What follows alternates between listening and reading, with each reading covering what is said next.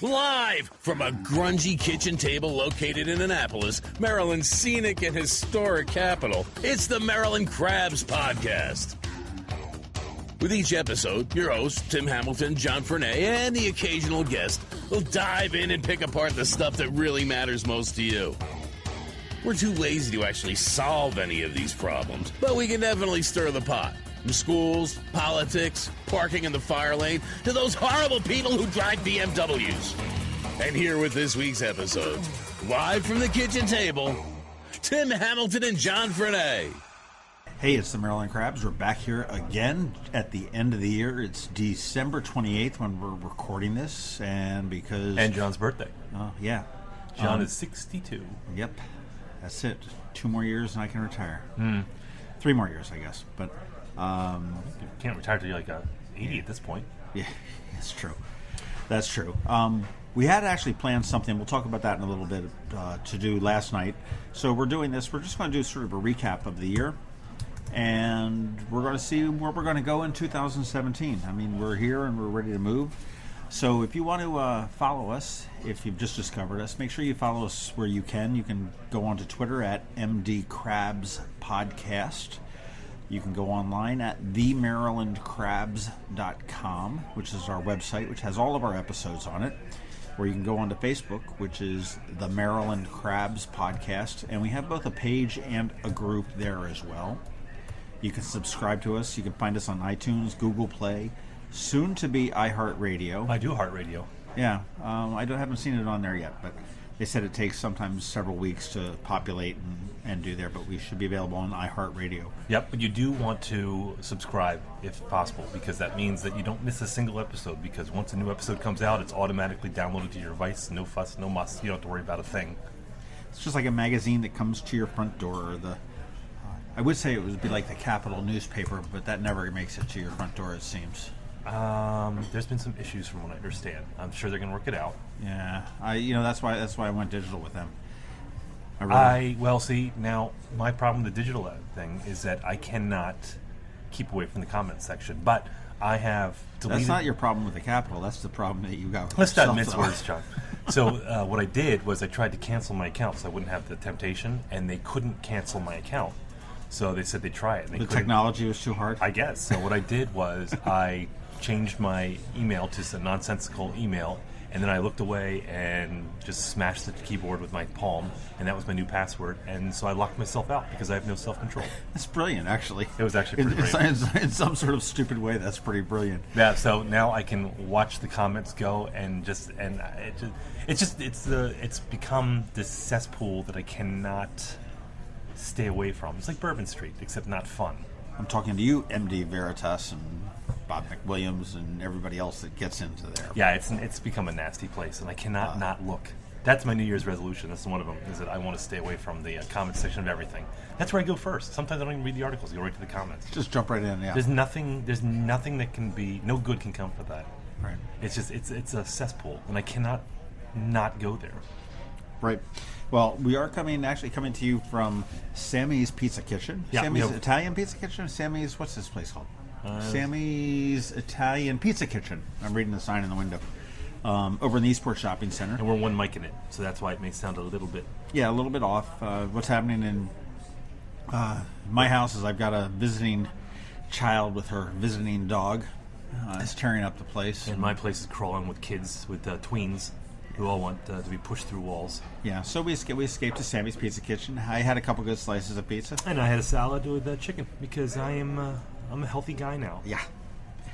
I'm not. It's not 2017 yet. But we did mention last night, man, did we have some good intentions yesterday? And did I ever screw them up? All right, so here's what happened. So we decided before Christmas that we were going to do a live event, because we've been talking about doing a live event at a local bar, a local something or other. So we decided that we were going to do it at our favorite watering hole, which is the Ebb Tide, which is by both of us, and we love it. If you haven't gone there, the food's great, the prices are great. And when Tim says our favorite watering hole, that's not being facetious or sarcastic at all. It's totally on point. Best burger in town. Yep. Bar none. Cheap. Yeah, it is, and it's one of the places, one of the few places I can go where you can see, I say white collar, pay collar, and no collar. And Latino, and black, and white. All getting along together for some reason. There hasn't been a fight there in I've never seen 20, 30 minutes. The loose change after the fight's my favorite part. But, so we decided that we were going to do it last night, which was the 27th, which turned out to be the military vote. Right. Which we didn't take into account.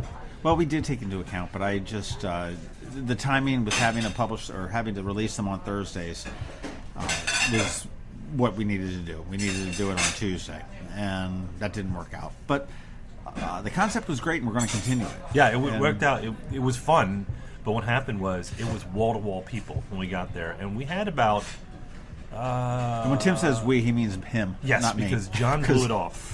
I didn't know. The military bowl just went very, very long. It was almost 4.5 hours, and then traffic getting out of the stadium was incredible. I mean, I had thought that certainly with a 3:30 game, I would be able to be there by 7 o'clock. It just didn't happen, and it wasn't fair to keep anybody that was there for us waiting. And we had about 10 people who were there. 5 of which we knew pretty well, and then 5 that were kind of drifting in the corners who were too shy to come up. And I know they wanted to, but frankly, we didn't have a lot of room because we didn't expect it to be that packed, and it was packed, and it was loud. So we recorded last night. We had a great time doing it. It was a great podcast, but when we went to edit it, it was just we couldn't. It was just way too loud. We just didn't anticipating it to be like that. So rather than put out the sound unlistenable, yeah, just so you could kind of hear us in the background, we decided that it was a lesson learned. We're definitely going to do it again because it was a lot of fun, and we learned a lot from last night's event. But we're going to have to change up, how we do it, where we do it, and I will do the Ebb Tide again because I do love that. We're just going to pick a quieter night to do it. But we are going to do that again, definitely, and we're going to try and make it a regular occurrence because we're kind of hooked on it now. And if we need to buy buy some special equipment or something to reduce some sound, or we'll figure out what we have to do. We have to get new microphones or something like that. So that's one of our chores for 2017. And Tim, I do want to thank you for making me feel especially like shit for missing it. Mm-hmm. Yep. Because it was awful of you. Because, well, as you mentioned, it is my birthday today. It is. And apparently last night there was one of our fans, you want to call them podcast? Friend of the podcast. A friend of the podcast showed up at the Ebb Tide with a birthday cake. So I feel absolutely... Oh, not only did he show up with the cake, it's a cake that he decorated himself at Safeway by slipping behind the counter because there was no one there. And I'm not kidding. He slipped behind the counter and decorated it himself. So he was so proud of himself. Little shapes of crabs and everything. So he was particularly pleased to hear that you were ditching on us. But I felt like crap on that, and I know Gene will listen again. And Gene, thank you very, very much. I do apologize with you from the bottom of my heart, and we'll get together, and the next beer is on me, my friend. And just realize what this means is that I am much, much better friend to you than John is, and let's just establish that right now. I'm good with that. Yeah. So what we're going to do today is this podcast is going to be more kind of end of the year house cleaning. So It's not going to be, if you're sitting on the edge of your seat waiting for our usual brilliance, it's going to be a little more laid back today. So we're sitting at a table with our bottomless drinks, the remnants of my salad, and the pizza that John destroyed, and we're just going to talk a little bit about where we are and where we're going. And you want to listen to where we're going, because I think we've got some pretty exciting stuff that's for 2017 that will gradually come to fruition, and where our plan is and everything else, but we can never look to where we went or where we're going unless we look at where we went. Right. So we started this podcast in September. Now, and again, I'll throw out another shout out to Scott McMillan and the Annapolis podcast, because we had talked about a podcast for years. Yep. And it's just something that we just didn't. I don't want to say we didn't have the time. We just never made the time. Yeah, it's something I've been listening to podcasts for 12 years. Back when there was like 2 of them, and I've been a junkie. That's all I listened to, and I've always thought about doing a podcast, but I didn't know what the angle was going to be. It was and John, who had Eye in Annapolis and had his finger on the pulse of what was going on, we kind of talked about it for probably a couple of years. He's right, and just saying, well, we ought to, and then I don't know when we pulled the trigger. Why did we? I got tired of you whining. Yeah, well, that's how we get all our stuff. But I had some birthday money, and I bought a mixer. That's what it was. Okay. And yeah, so that's essentially what we did. We decided to do it, and we weren't the first. Scott McMillan, I would say, is probably the first podcaster locally. Oh, yeah. He's killing it. In the area. And he started with the Annapolis podcast, which if you're not listening to, you should go listen to. It's great. He talks to individual people around town, gets their stories, finds out what the history is behind how they got there. He's got the dog whisperer on this week, I think. Who's that? I don't know. I can't pull it up. But he was, it's some guy who's a pet trainer. He's a dog whisperer. Huh. So it's going to be a very quiet podcast. He's just going to whisper the whole time. Yeah. Sit. Stay. But, I dare him to bark at him. So that'd be funny. Yeah, so Scott's been great. And then you've got Liz Murphy with Quintain Marketing is doing creative content. I believe that's it. No, Creator's Block. Creator's Block, that's right. I'm sorry.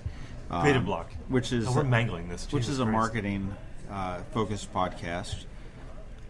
And there's not too many in Annapolis. So because the Annapolis Underground we found on Reddit, which is YouTube, so it's like a vlog, I guess. But it's video, and they have local artists and stuff. But it's pretty cool. I mean, it is. I like where they're taking that. Yep, I really do.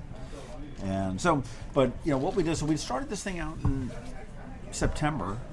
We sat down at the kitchen table, which is the intro says that's where it is recorded a lot of times, at a kitchen table, and just sort of went from there. We decided to talk to some people that were, movers and shakers and different things that are happening in town.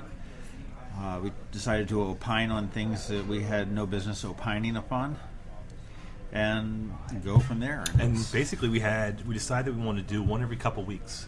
So we thought we'd get ahead of ourselves, and we did one, and the next week we wanted to do one early to get it out of the way so we didn't miss it, and we decided to publish that early because we were excited. Because there was something else that came up. I can't remember what it was, but there was something that came up that made us not go every other week and jump in every week. We accidentally went every week, and now that we've done that, it's kind of a habit. We didn't want to miss anything. Right. And even this week, we said, well, the one that the uptide didn't work out.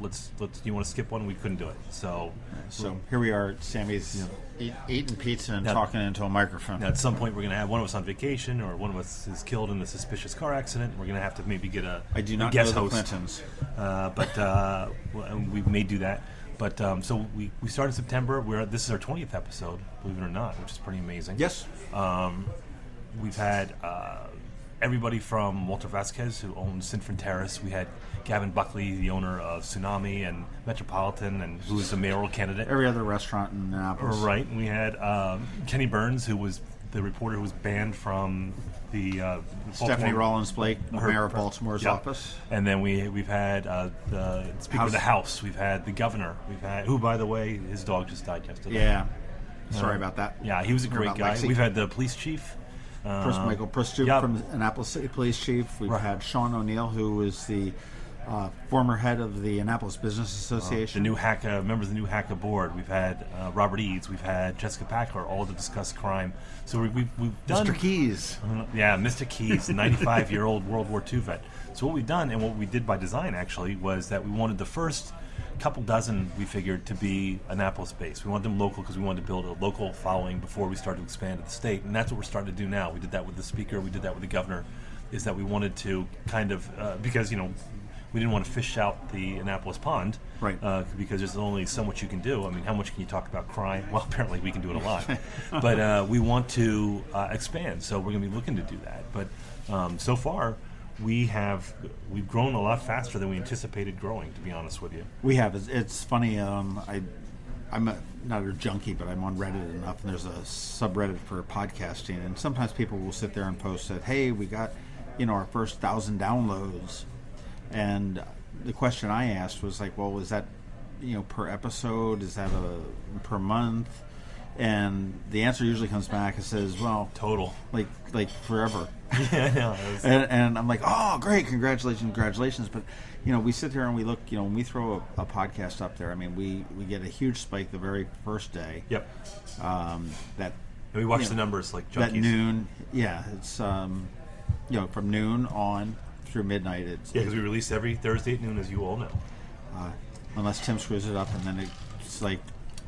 Did I mention John didn't show up last night? Just completely blew us off? But yeah, no, we try to release them at noon on Thursdays. And 12:15, actually, they show up on other places, but if you subscribe, it comes to you at noon.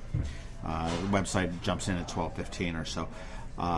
But yeah, no, we look at the numbers, and they're very encouraging. I mean, when we sit there and see 500 or 600 downloads in the first day, and then we look at a 3-month period and see how many they've got going 3 months. I mean, we barely have 3 months under our belt at this point. Right.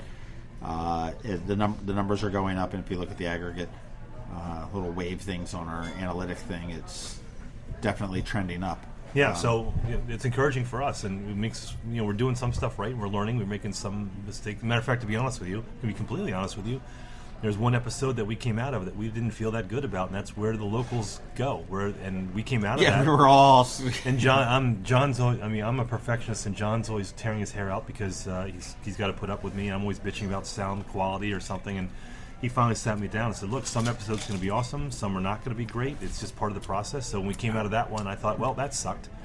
And I listened to it, and I'm like, oh, it wasn't as bad as I thought, but that was one of our most popular episodes, and we got the most feedback from that episode. Yep. So it just goes to show that, we're in our own heads too much, I think. Yeah, and I mean, that's like the old thing that when I used to be in retail, I used to own several travel agencies, and one of the things they used to tell us is, don't shop with your own wallet. Yeah. Don't sit there I and say, yeah, like I knew what that meant.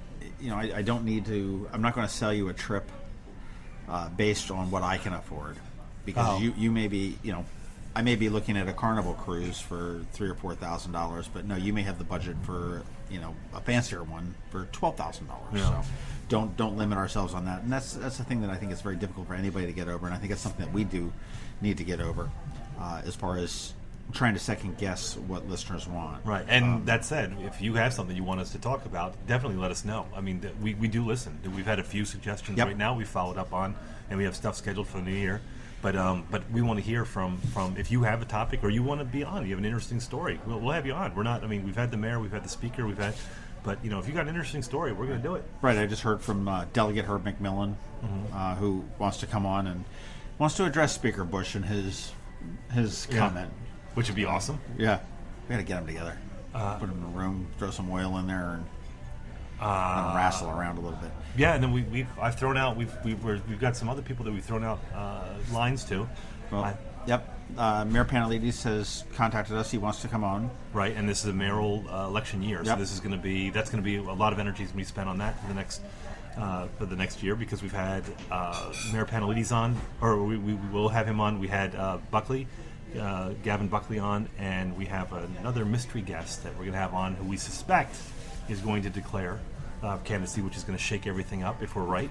And I was about to say we don't deal in innuendo and supposition, but that's exactly where we live. So, well, that's what we know at this point. So yeah, so we're going to have we have an invitation out to that individual, and then we'll have Gavin on again. And then what we want to do is we want to host a debate. And again, so that's very Annapolis centric, and we know that we're starting to grow outside that, but we're going to be looking at other areas too that have similar elections. Yeah, our thoughts on the debate were to have several microphones set up for the candidates to be able to sit up there. We'll take some questions that are devised by us, some questions that are solicited from other people on different things, whether it be through Facebook or through Twitter or whatnot, and do it. And we're also going to Facebook Live it as well, so you could watch it live as it happens, and then catch the recording the following Thursday at noon when you do it. And we'll be able to take questions from people too. So yeah, if you attend there, and I mean, at this point, I don't know where it's going to be, but I'm probably going to look to do it at the Rams Head. Yeah, that's they've been friends to us too. So do it on Rams Head on stage. So there's some lighting, and we might have some sound. Yeah, some real sound. Yeah. Some real sound to deal with there. I'll tell you, it's funny. We talked about the mayor race, and as I looked through the reports coming off of the the hosting site where we host the sound, and boy, that Gavin episode, that was huge. Gavin Buckley was huge. I mean, we sat in the back of 49 West. He's a lot of fun too, with the dishes clinking in the background. Oh, he was fun. I saw him yesterday on. He had a bunch of friends from Australia, and were they drunk?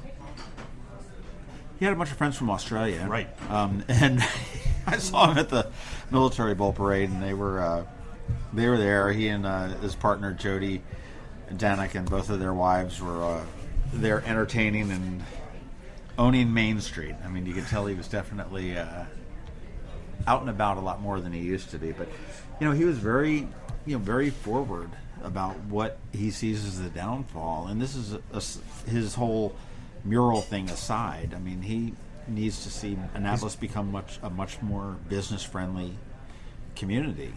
That it's not. He thinks he's the guy that can do it. And it's funny. He and the same person who talked about that was Governor Hogan. Was that's the whole reason he ran, was because he saw a business climate in Maryland that was completely unconducive to growth as far as revenues, and that's the whole reason that he ran. So that's the common theme. And Trump, for that's been his core message, is that he wants. If you boil it down, he wants a business-friendly environment in this country to move forward. So that seems to be the watchword in every election is business. Well, it does. Business really drives everything here. If you don't have a robust business community, you don't have a whole lot of anything here. And I've been a very big proponent of that.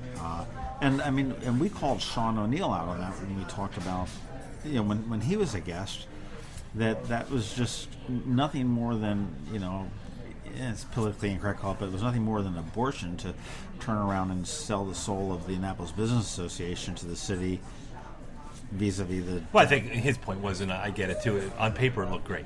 You see, I'm not a big believer in public-private partnerships. I don't think they work for various reasons. I think because other than importing you think that you're going to have the stability of the governmental institution, and you're going to bring a business perspective to it, and what it does is the opposite.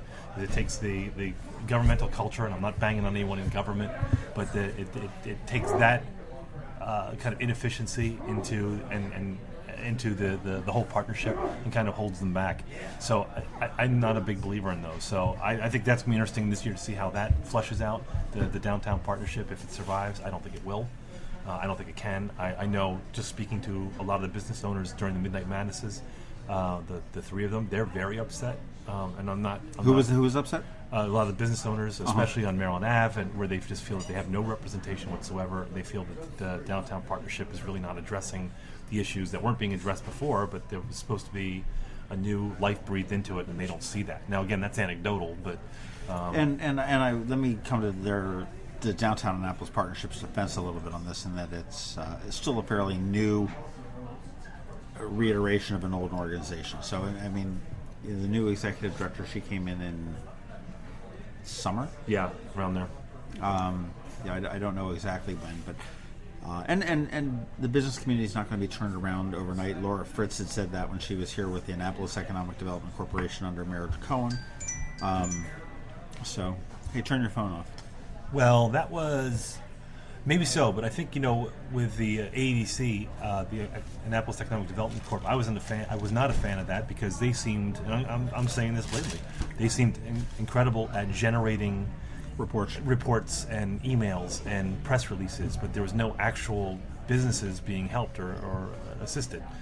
There were very few. But they were very good at generating paperwork to justify their existence, and I am calling them out for that.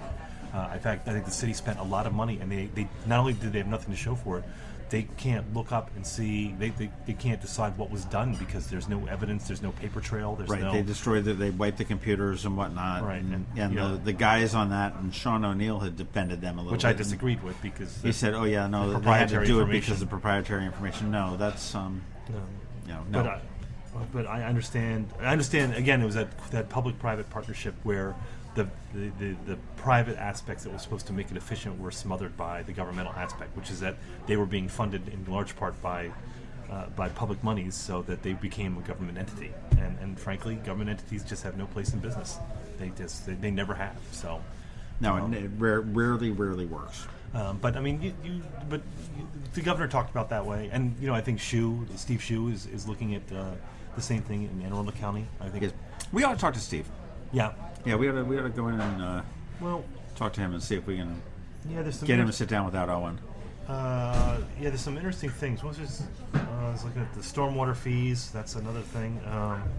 He's got the whole the rezoning or the zoning thing, which has the Mayo people all upset. Yeah, but they can be worked up no matter what. They just want, and you know what is, you can kind of sneer at that, but then as residents of the Annapolis Neck, we kind of bitch about the same thing. Mm-hmm. So they will say, hey, I think they were going to sink the money into, was that Mayo Park or Mayo Beach?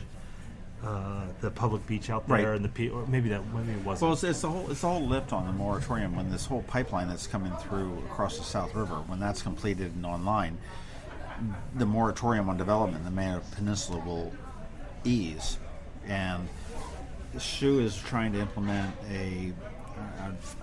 I'm going to miss the last term, but in South County, where it's going to restrict development in South County to keep it rural, if you will, but Mayo is somewhat exempt from that because there's lots of little places where they could build a 5 or a 10 home. Well, I think because cluster. if you're looking south of like 424 or 214 rather, Yeah. it is a lot of agriculture down that way. A Yeah. lot of horse farms and agriculture. Yep. Whereas down on Mayo, you don't have that. It's just those are old summer resorts. Right, and they want to still keep Right. the feel. they've got the peninsula, the one way in and the one way out. Right. The road is very narrow. They've been working on that intersection of Muddy Creek Road and 214 forever. Right, and I know I've not experienced, but they're talking about the level of backup they have there, which is they said is spectacular. I don't know, I think it's funny. I laugh at everybody in Annapolis that talks about Forest Drive, and I've never really experienced a horrible experience with Forest Drive. I mean, when it gets shut down, it gets shut down. I mean, that's a given. But on a daily basis, before they did that work about 6 years ago, Yeah. I mean, you'd have Aris-T would back up past Riva on a daily basis, I mean, and it doesn't anymore. I agree, but No, I mean there are some, but it's if you're feeling sorry about your traffic, go up to Crofton and drive down that Route 3. that is pretty brutal. Yeah. I was down there the other night, or up there the other night, and it was like, oh my gosh, this is just. But you know what, though? I mean, I think when you do that comparison, you say, oh, we're not as bad as Crofton. I think the problem that you have with Forest Drive and with Mayo is that they don't want to be like Crofton. So they're trying to, because, it's the camel's nose in the tent, is that once it starts, I mean, once you have Crystal Spring, the fear is after that, it's the traffic is going to be hellacious and there's nothing you can do about it after that point. So I Right. get the fear. You don't want to be like Crofton and you don't want to have that where you're on a peninsula and you can't get on and off. And we did experience that on Forest Drive before you had that widening, which did the trick. But I mean, I don't think it would take much to send it back to where it was. So I kind of get where they're coming from Mayo, but I just don't think that they don't have the argument. I think whenever you complain about traffic, like I do and other people do, it doesn't hold any weight with any officials or they don't care. You'd have to come up with something better than that. Right. So saying this is our way of life, this is the way we like it, and we don't want the traffic. BFD. You've got to come up with something else. You need something else, which is why the environmental groups who are very vocal about Crystal Spring are the one who are really leading the fight, because that is something that's hard to counter that argument. Once that issue goes away, then it's getting done. It doesn't matter if you're sitting in traffic for 2 hours going in and coming out, it's still going to get built. Right. Traffic's just not important. No, I agree. Well, it'd be interesting to see, but I mean, Steve Shu, I think, would be a good person to have on here. Yeah. And if anybody here is listening has ideas for guests, all ears. Send us an email, info@themarylandcrabs.com. Or on our Facebook page or our Facebook group, you can post it there or send us messages. We do respond. Twitter, MD Crabs Podcast. Yeah, MD Crabs Podcast. The other thing is, so we're going to have it. So if we're here in Anne Arundel County, obviously, but we can do some traveling to go talk to people. But if it's someone like if you're the mayor of Oakland, Maryland, or someone who lives up Deep Creek, or someone on the Lower Eastern Shore, Right. we can Skype in. We have the technology, we can do it. So it'll sound Right. pretty good. So we can pretty much talk to anybody. Right. And we're always up for a road trip too. I mean, if you live someplace cool, Gets me out of the house. you've got to know your way around the kitchen and can make a good dinner. We'll come and eat. We'll bring the beer. And we've thrown out lines to Kevin Spacey and to John Waters, and because they're local guys, Pat Sajak. Yep. I must say. But yeah, we've got and they've all given us a firm maybe. So well, actually, John Waters, they're those people. They were actually the nicest, and they said that he's traveling in Europe, but maybe in spring. So we want to get a taste of Baltimore. Yeah, that's Hollywood for goat bound sand. But yeah, no. So I mean, we've got a lot of ground to cover. We've covered a lot of ground. Crime obviously was a big thing that we covered this part of the year. Suck the marrow out of that. Yeah, we talked to we covered all aspects of that. I mean, We solved it. Yeah, no, unfortunately we didn't. I mean, well, maybe it was our reason that the police department got an extra $1.25 million. But they still can't direct traffic out of the stadium. Yeah. Heroin is, we probably ought to talk. Oh, we're going to be talking to Wes Sims, who is the state's attorney and for Anne Arundel County. And we're going to talk about the heroin addiction and what they've done to change Anne Arundel's reputation as being the place to go when you need to do drugs or when you need to do crime. I'd like to talk to him about civil forfeitures. That's more of a national story, and we don't have that big of a problem with it with civil forfeitures in Maryland. But that's something that's always fascinated me and enraged me too. That's simply where you're pulled over for something, and they can't find evidence of a crime, but they're going to see you have $10,000 on you. You had $5,000 on you, and they pull you over, and they can't prove you committed a crime, but it's suspicious you have $5,000, so we're gonna take that. Yeah. And that's a big problem in Texas and a lot of these, and Louisiana, a lot of the southern states, and the police use it as a funding tool, and it's the constitutionality of it is rightfully being questioned. But I want someone who actually knows about has the background. Yeah, I think we've had some issues with that in Maryland, but not significant enough that it's an issue here for us. But I do want to learn more about it. I know seizures, as far as if you're caught with the drugs in your car, they take your car. Right. Is that along the same lines? Well, yes and no. Because that's a crime that has occurred. Right. Yes and no. So there's two, and this is what I want to have him explain. If you're pulled over and you got a joint in your car, and this was big back in the early '90s, which was zero tolerance. I think there was a famous case where a guy had a roach. That's a tiny bit of a marijuana joint. Oh, not his pet bug? No. So that's what a roach is called? I'm told. Oh, okay. So, but he had a minuscule amount that was in the garbage can on his yacht. He had like a $2-4 million yacht somewhere in Miami, and they seized the yacht over this, and that was like the big case. I don't think that's the same. What it is there was a kid who was traveling from Albuquerque to LA. This is just an example. This happens all the time, and there was a drug dog, I think, and I'm totally mangling this, but there was like a drug dog in Phoenix or somewhere, because Arizona is another state that's famous for the civil forfeitures. But a drug dog hit on his bag, and it was a fake hit, or it was a false hit. But they searched the bag anyway, so there's some questions with these drug dogs too, that some of them are being trained in some cases. They're being guided to make hits when there aren't any hits, and that's another source of debate. But they found, I think, like $10,000, which was his life savings, because he was going to try and make it in like the hip hop industry in LA. Well, he couldn't prove that he didn't acquire this money legally or illegally. So ill-gotten gains out of a drug sale. So that's why you'll have cases like the state of Arizona versus $10,000 found in a bag. Like literally, that's what it's called. Versus $10,000 found in a bag in Tucson, Arizona. So just by having the money, it's not illegal in and of itself. But if you can't prove where it came from, then they take it. And apparently, this is a major source of funding for small towns. Like there's a town in Texas, like outside Texarkana or somewhere, where not Travelocity, but whatever the travel advisory. Not AAA, but something like that. TripAdvisor has advised people to go around, because if you're pulled over for speeding, they'll search it. They take computers. And apparently this is a major source of funding for that police department. So the police unions, the police departments, some of them are fighting for civil forfeitures, while the ACLU and various other civil liberties groups are fighting, saying you cannot, if you're not convicted of a crime, how can you be penalized? So I'd like to see. I've just given you a lot of information, most of which is probably incorrect. And if you're a law enforcement officer, you're screaming at your iPhone right now. But I have a friend of mine. I know a lot of police officers. I'm Irish, so yeah. And I have a couple friends where I've talked to them about it, and they're just like, no, that they're tools for us to do our jobs, And I think that police. And again, I'm making a wild assumption here, but a lot of police, as a practical matter, aren't concerned with a lot of constitutional issues in the heat of it, because their job is to stop crime and get criminals off the street. So to them, like I argued with him about the whole case last year, where can the police can they go into your phone?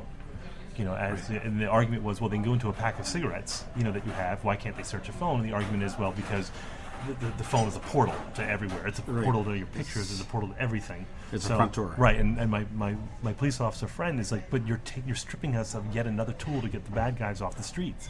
And, so he's got that practical aspect going, you're sitting in your armchair with your objections to how we do our jobs is hindering what you want done, which is make life safer for you and your kids. We're getting real off topic, but I don't care. On that topic. Don't keep me on topic. We were talking about this morning on R&R.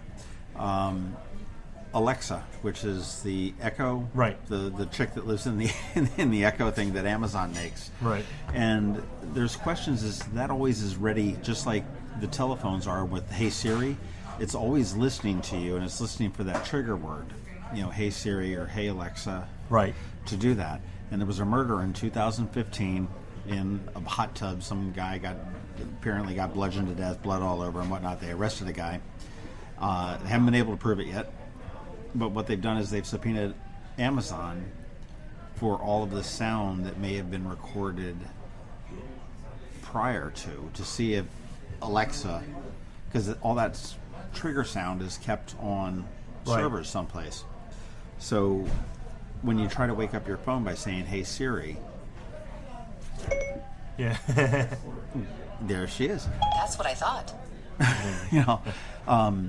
As did everybody else who's listening to this. But when you wake it up, it had to be listening prior to me saying that to understand it. Right. So now, and it's very similar to that case where the terrorists in California, San Bernardino, and the FBI wanted Apple to unlock the phone. Right. And I supported Apple on that one. For them to be able to? No, to keep the phone locked.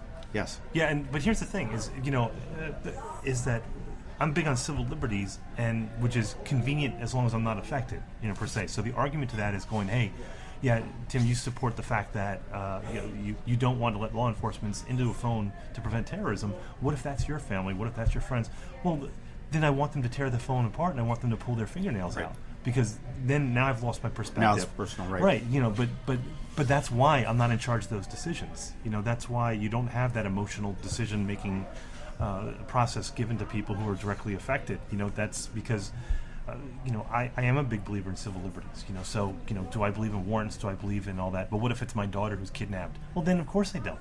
Then of course I want. But that's why we have society set up for that way. Is that you keep it dispassionate. And sometimes horrible things are going to happen in order for everyone to keep their basic constitutional rights, and it sucks. I get it. But We're in a brave new world right now when it comes to privacy. I always said this: what if Google all of a sudden turned around and started sending emails to people, going, "Hey, cut us a check for this, or we want that, or because we have everything you've ever searched for on Google." Just think about the power of that. Google knows more about us than anybody, probably even your spouse or girlfriend. They know what you like, what you don't. Yeah, they know your spouse and your girlfriend. Yeah, they know what your kinks are. They know all these things. There was Dan Carlin, who's my hero. I always go on about him, and he's got a great podcast called Common Sense with Dan Carlin. He's also got a great one called Hardcore History. But he has a great point with this. Think about 1962 to 63. Someone sent an anonymous letter to Martin Luther King Jr., and in it was an audio tape of him in a threesome with two women, neither of which were his wife. This is documented. Right. And they said, "Kill yourself now." All right. So they took the tape and they sent it to him and said, "Kill yourself now." And obviously he didn't. Obviously I think later they found out it came out from someone within the FBI. But think about this now. Let's say that you're a reporter. Let's say that you're about to break a big story. Michael Hastings. I mean, there's a lot of talk about whether he was killed or not. And I'm not a conspiracy guy, but I have to wonder. Right. But if you look, you're not a conspiracy. I'm not. But if you look at, but let's say that you're a reporter and you're about to break a big story, and all of a sudden you get an anonymous letter going, "Hey, what about all that child porn that's on your computer?" You're like, "I don't have any child porn." You go, "Not yet. You don't." Right. I mean, all of a sudden, they have the power to put. I mean, tell me the NSA can't do that. The FBI, the CIA, they've done it before. To inject. And I'm not being an InfoWars Alex Jones type here, but I mean, they did it with MLK Jr. So I mean, why couldn't? I mean, think about it. And then let's say it's Glenn Greenwald, well, he's not an American citizen, but let's say, it was Snowden, where they know beforehand that he's going to leak all this information to Glenn Greenwald, and all of a sudden they find all this child porn on his computer, but they'll say, well, it was to protect national security. They weren't being bad. We had to do that to protect national security. They're doing it with the right intentions, but I mean, that's the scary thing. That's where kind of we're heading. If you're a reporter and all of a sudden not only could you ruin your career, but you could go to prison for something you didn't even do. Right. That's a big deal. That's some serious stuff. It's enough. I was watching the Black Mirror. That's that great that British series on Netflix. If you haven't checked it out, it's kind of like a Twilight Zone, and it's great where they're blackmailing all these people to do horrible things because they have access to the cameras on their computers, which is completely plausible, and it's being done now. And they catch these people doing bad things, and they're blackmailing them to do illegal activities. We're not that far off from that. So anyway, podcasts. Well, now that we talked that out, so that's just a little peek about who we've got coming up in the immediate future. I mean, actually, we've got it on the calendar to talk with State's Attorney Wes Adams. And then we're going to be doing some more live stuff, which will be roundtable stuff. So you have some homework if you're going to come out to that. And we want something to crab about, something to talk about, and something to bitch about. We're going to give you the forum. We'll all discuss it. And we're also reaching out to some of our, the Kenny Burns, who's a friend of the show, and maybe some other reporters and other newsmakers in the state, and just sit down to do a roundtable every couple months. And we're going to do that during session, so we can kind of break down the bills, what they mean, because I think for the most part, people see the session and the bills going on, and they just kind of ignore it, and they don't realize what it means to them. But if you break it down, with the roadkill bill, right? I didn't understand what that was until we sat down with the governor and talked about it and how it affects all of us. So we're going to be doing a lot more of that. So we want to do, it's funny, we got into this and we thought we'd only do the occasional interview, and it turns out that that's a great big part of what we're doing, and because we're finding out so much about the state and about the city, but we're definitely going to be expanding that over the next year. And looking forward, we've got some bigger pictures into 2017. We're going to be doing more of the on-sites, if you will, whether it could be a roundtable type of a thing. And if you've got a specific kind of a concept on how a roundtable should work, let us know. One of the thoughts that we had was to have maybe 7 or 8 different topics, and we randomly select one without knowing which one it is, and just sit down and have a group of 4 or 5 or 6 people, bullshit and talk about them. Or if you have a topic of your own, you can bring that into the table as well. So those were 2 thoughts that we had, but we're going to continue those. Tim and I have had a disagreement on the Skype, iPhone, or FaceTime remote type calling, and we're going to be testing that out in the upcoming weeks to make sure that works. Tim says, "Oh yeah, we got it covered," and we're good. I disagree. We're totally good. We need to try that because we're going to be talking to some people all across the state, and we're going to have to obviously rely on Skype and FaceTime, or even just a telephone call in to discuss, have a guest there. We are probably, and you mentioned maybe getting a guest host sometime. When I'm blow off something and stay at the military bowl. You don't show up. That'd be great. Have somebody on call, like a jackass on call or something, something like that. We're looking to do that, but we're also, going to be doing some cross promotion.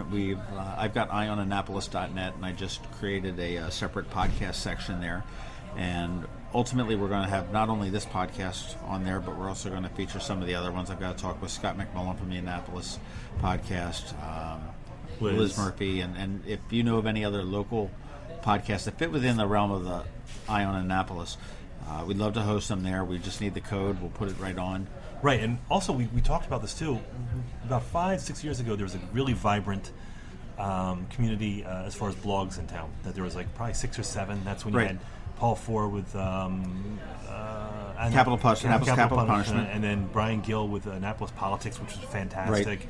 There was there were a couple nasty ones too that which were out good. there. There was Ion Annapolis. You had the patches that were in and and everyone kind of played off each other. We want to do the same thing with the podcast here. So if you're interested in doing your own podcast with your own sort of perspective on anything, it doesn't have to do with Annapolis or anything. If you're interested in learning how to do this, and we're kind of stumbling our way through, if you have a question about equipment or how to do that web hosting or how do you do that, you're perfectly free. Contact us because we want to see more podcasts in town. We really do. We want to create a really vibrant sort of podcast community here in Annapolis and Maryland and the area. So if you're interested in doing something like this and want to say, hey, what mic do I buy? Do I need a mic? Do I need a computer? What's a digital recorder? We kind of went overboard with what we did, but you don't have to. It's very simple to do this. But if you want, if you have a phone. Yeah, you kind of sound like that irritating lawyer. If you've got a phone, you've got a podcast. But so if you have some questions, let us know. No, not that all lawyers are irritating or anything. This guy. But we'll help you. We'll help you get started because we want to see more of this going on in town. We think the more the merrier. And that's not really a bullshit comment either. I mean, if anybody we really want to help you guys do it. Yeah, if anybody knows me, I'm always willing to give it a hand with what I know and oftentimes what I don't know. Yeah. And more often, yeah. We can do that, and we'd love to do that to help you build a podcast. Yeah, if you want to sit in while we do a podcast, you can absolutely do that. You come in and watch us do it, or it's join in. Yeah, and everything else, which sort of leads to the larger picture. And this is a discussion that we had more than a year ago. Again, that never came to fruition as we had hoped, but it will now. But we're looking to build a podcast network, if that's the correct term. Would you think? Yeah, podcast family. We're going to have a centralized website that will feature podcasts of the region. Right. And you might have the Annapolis podcast, the Maryland Crabs. The sports podcast. The sports podcast. You may have a sailing podcast. The CVB is interested. I talked to them. Visit Annapolis, maybe have something. You may have Rams Head come on board with something for music.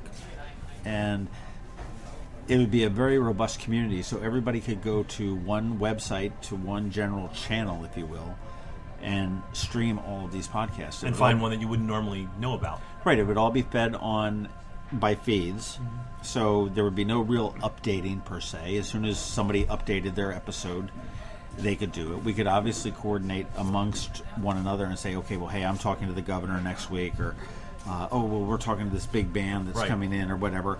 So there can be some cross promotion. I mean, we can sit there and say, hey, my gosh, make sure you check out Rams Heads next week, because on January 15th they're having The Who play Rams Head on stage, or whatever it may be.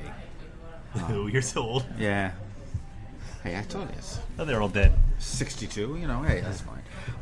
But that's something that we're looking to do going forward. That's probably going to be a little bit closer toward the end of the year. There is some development costs that we need to look into to get that in place. So I guess the secret is to get more podcasts out there now. Yeah. And if you have it, and it can be, it doesn't have to be overly organized. I mean, if it's just an interest to you and you think there's an interest out there of somebody beyond you, that's a great start. And we just learned by doing. It's some of these podcasts are better than others. Some are good. Some suck. This one might suck, but I mean, you're generally getting better each one. You're learning about audio quality. You're learning about what's interesting. You learn how to interview. You learn all these things. Sure, and I think it makes a lot of sense to do it. So if you may not have any interest in podcasting per se, but you're a fervent sailor. If you're passionate about anything, just do that thing. I've got a good friend, and she collects beach glass. I think it's called beach glass. Sea glass is what it's called. And there's a huge element of people that do that down at the shore. I'm trying to imagine what a podcast about sea glass would go. On episode 2, we're going to talk about blue. It's like, episode 3 will be white. A flashback to Saturday Night Live, and that might be a little bit of a niche podcast. Yeah. But it could be anything. It could be a ranting and raving thing. It could be a comedy thing. If you think you're funny, make a podcast. We'll let you know. It could be about the arts. It could be about acting. There's just it's really a bottomless thing. And if we can feed off of each other, the adage is all, rising tide. High tide raises all boats.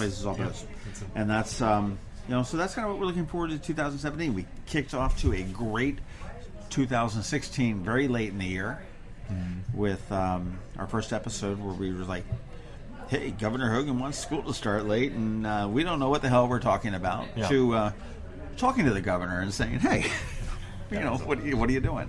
Yeah, so that's really kind of about it. I think we've got some exciting stuff coming on.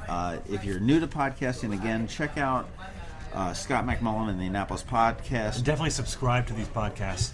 It's what you want to do is go into iTunes or Google Play and subscribe, so it's delivered right to your device.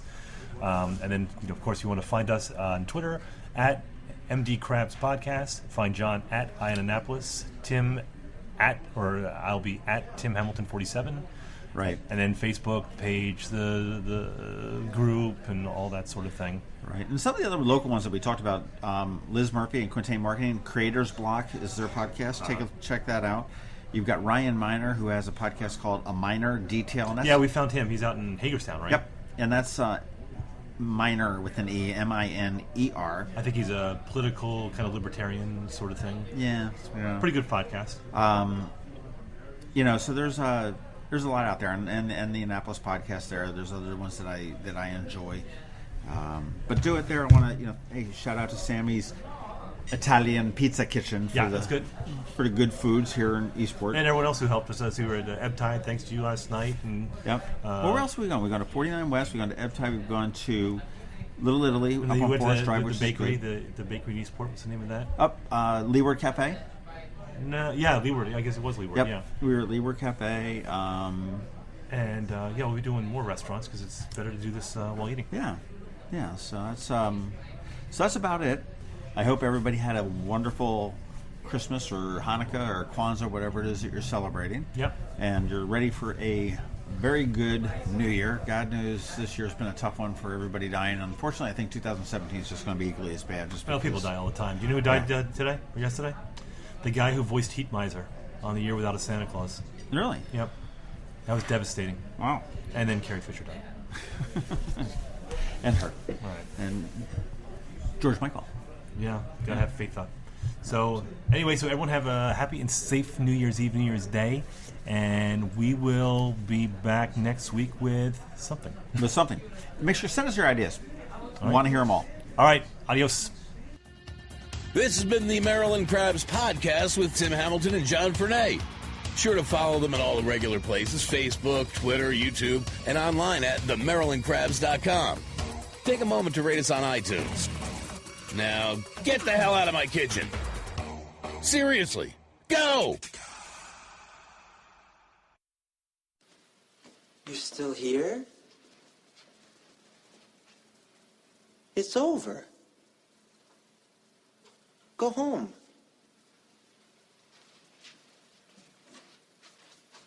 Go.